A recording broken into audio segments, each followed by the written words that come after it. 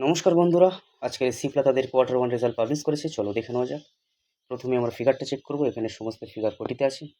এরপরে আমরা সিকোয়েন্সটা চেক করব, 30/6/2025, 30/6/2026 okay, year on year, 31/3/2026, 30/6/2026 okay, quarter and quarter, ঠিক আছে।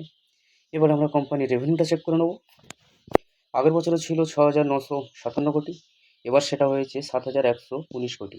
কোম্পানি এখানে প্রায় 2.5% মতন গ্রোথ রেখেছে, ঠিক আছে। এবারে আমরা কোয়ার্টারটা দেখে নিই। আগের কোয়ার্টারে ছিল 6,541 কোটি, এবার সেটা হয়েছে 7,119 কোটি। কোম্পানি কোয়ার্টার অ্যান্ড কোয়ার্টার প্রায় 9%-এর আশপাশে গ্রোথ রেখেছে, ঠিক আছে। রেভিনিউ আমরা চেক করে নিলাম। এবার আমরা কোম্পানির এক্সপেন্সটা চেক করে নেব। আগের বছরে ছিল 5,446 কোটি, এবার সেটা হয়েছে 6,248 কোটি। আগের কোয়ার্টারে ছিল 5,982 কোটি, এবার হয়েছে 6,248 কোটি, ঠিক আছে। আমরা কোম্পানির এক্সপেন্সটা চেক করে নিলাম। এবার আমরা কোম্পানির নেট প্রফিটটা চেক করব। আগের বছরে ছিল 1,291 কোটি, এবার সেটা হয়েছে 785 কোটি।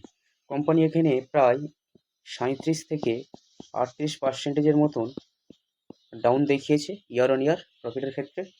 এবার কোয়ার্টারটা দেখি। আগের কোয়ার্টারে ছিল 542, এই কোয়ার্টার হয়েছে 585 কোটি, ঠিক আছে। কিন্তু কোয়ার্টার অ্যান্ড কোয়ার্টার কোম্পানি প্রায় 42%-এর আশপাশে গ্রোথ দেখিয়েছে, ঠিক আছে। এবার আমরা কোম্পানির ইপিএসটা দেখে নেব। আগের বছরে ছিল 16 টাকা 7 পয়সা, এবার সেটা হয়েছে 9 টাকা 77 পয়সা।